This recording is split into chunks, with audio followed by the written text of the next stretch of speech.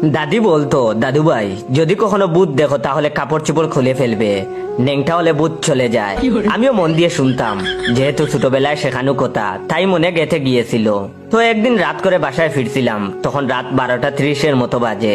গ্রামে রাত 12:30 মানে অনেক রাত। বাসায় ফেরার পথে একটা গলি পড়ে, বাসা থেকে একটু দূরেই গলিটা একটু লম্বা। তো পার হওয়ার জন্য ঢুকেছি। আমি সোজা সামনে দিয়ে বের হয়ে যাব, একটু হাঁটলেই সামনে থেকে ডান দিকে আরেকটা গলি চলে গেছে, কিন্তু আমি যাব সোজা।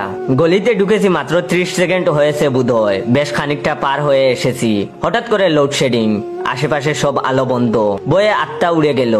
দুমদাম করে শার্টের পকেটে হাত দিলাম ফোনের টর্চ জ্বালানোর জন্য। ফোন হাতে নিয়ে দেখি চার্জ নাই, বন্ধ হয়ে গেছে। কি আর করার, অন্ধকারে হাতরে হাতরে এগুচ্ছি। একটু যাওয়ার পরে ডান দিকে চলে যাওয়া গলি পড়লো। ওই গলি থেকে একদম সোজা অনেকখানি দূরে একটা আলো দেখা যাচ্ছিল। আলোটা কিসের দেখার জন্য তাকাতেই দেখি পাশের দেওয়ালের উপর মানুষের আকৃতির কি যেন ঝুলতেছে। মনে হলো কেউ যেন আমার বুকের ভেতর চাপ দিয়ে ধরলো। এত ভয় পেলাম।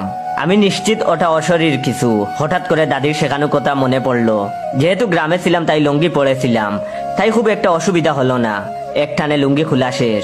এদিকে বয়ে আমি চোখ খুলে তাকাতে পারছিলাম না। লুঙ্গি খুলে নিচে ফেলে চোখ বন্ধ করে আল্লাহ আল্লাহ করতেছিলাম। এটা হচ্ছে ভিডিওর